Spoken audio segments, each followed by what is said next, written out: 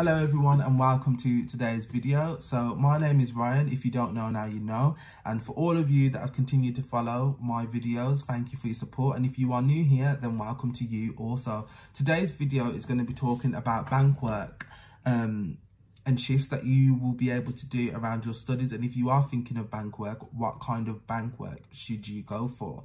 So for those of you that don't know what bank is basically a system in where you are able to pick your shifts. You're able to do a job and pick your shifts in the hospital based on your availability and whether you want to work on that day in that area at that time. There is no obligation to give you shifts, but there is also no obligation for you to take shifts or pick shifts. And this is a thing that a lot of student nurses especially tend to do in order to supplement their student finance and help them with other financial responsibilities. So I would recommend, when you're thinking about your bank work, there's loads of different avenues that you can go into. Yes, you can join the hospital bank and work as a HCA, but also prior to your nursing degree, if you did work in, say, a care home or in the community, and they're happy to offer you a bank position, and they understand that you're now studying a nursing degree, then I'd also say go for that. You don't have to do bank in a hospital, you can do from where you've come from.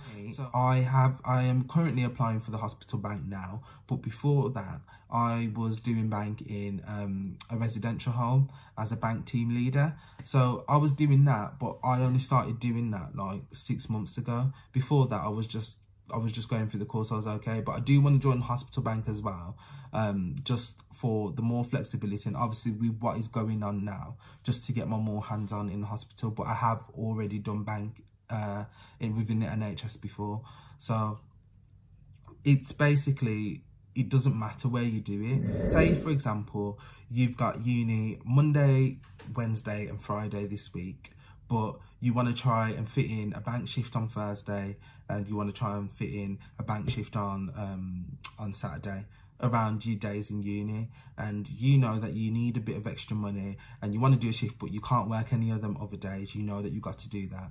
So what you would do is you would log onto your bank system and it will show you, you put in the day that you want and it will show you what shifts are available and in what departments on the day that you want. They offer all types of shifts, so they offer earlies, they offer lates, or they offer long days, and you could basically assign yourself to that shift, and then if it was approved you could then go and work that shift and get your money. Bank's usually paid weekly, so it will help and you can be flexible with it, and that's what makes bank so good, and that's why a lot of students do it.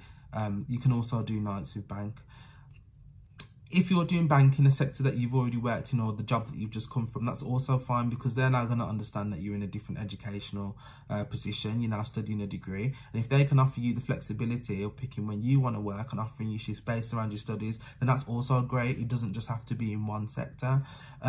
There's people that also do work in, they'll do like weekend jobs in Iceland or Tesco's or the supermarkets, which is also fine as well. But I would say the only thing with that, and especially with nursing students, is the fact that that is fine while you're doing your academic side and while you're doing your 50% theory and you're in uni. Maintaining a weekend job is fine, but then that becomes difficult when you get put on placement, because you have to cover 7 days a week, 24-hour care, nights and days, and you do not know what shifts you've been allocated yet. I don't know how the new curriculum works, because I do know at my university for the new curriculum in the first year they don't have to work weekends.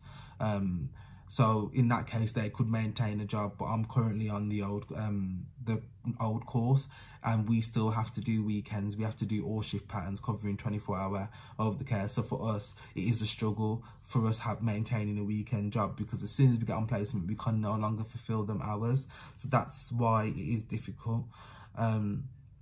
Also I would advocate for doing your part-time work somewhere else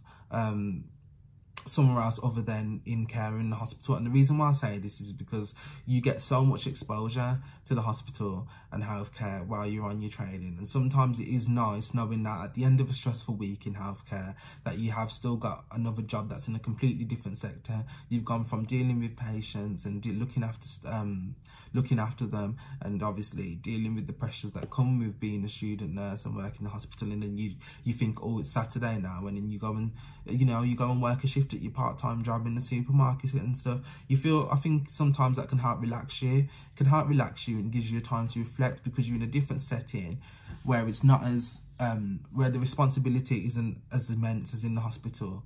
And it just gives you that time to switch off a bit and do something different. Rather than, you know, imagine you're studying your degree and then you're at placement, and then on the weekend you're going back into the hospital, and it's just nice to have a different, I'd say it's just nice to have something else on the side as well, what can take your mind off things. But it's all personal choice. But then on the other hand, I would recommend getting a bank job in healthcare, whether it's in the hospital or in the community, and that is because it keeps your competencies up and it enables you to keep that active thinking. Because I, since joining the degree and doing the bank in the residential home, and while I'm learning at uni and learning on my placements, I'm now transferring skills, so things now are now making more sense to me in regard to the residential home. I can look at the residents and think, oh, well, I actually know to an extent what's going on here, because I've learned it at uni and I saw it in the hospital. It's developing my knowledge, but then it's also giving me transferable skills. So I think that's a pro of doing your bank work still in healthcare. It keeps your mind active and you learn different things.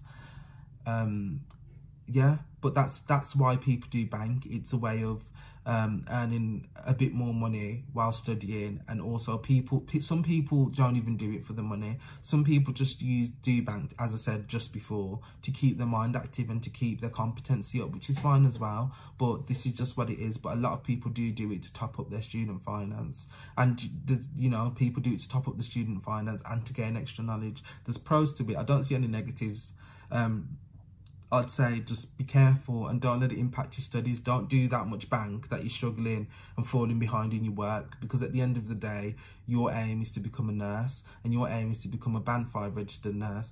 I wouldn't be giving that up and sacrificing that knowledge, learning time for doing bank at a Band 2 position, which I'm making is when you're paying £9,500 a year to be at a higher education institute, training to be a nurse. That needs to be your focus. If you was just doing bank as a 2, then knock yourself out, do all the shifts and gain as much experience as you can as a Band 2. But the whole point of you being at university is to, you know, is to kind of enhance your learning and step up that next level, and that needs to be your priority, not working bank shifts. So I'd say getting a healthy balance is right. Yes, do your bank. If you can manage 3 bank shifts and manage all your days at universities, then that's absolutely fine and well done to you. If you can only manage 1 bank shift a week, yeah, well done to you also. It just depends on you and what you can manage. Just make sure you're organised, and as long as you're organised and you're on top of everything, you'll be able to know how many shifts you can handle without it impacting your studies. That's all I've got to say on bank work and shifts today. Thank you for tuning into this video. Like, comment and subscribe and share if you care. Hope this has been useful, and thank you all for all the support given so far. Take care, enjoy, have a good day, goodbye.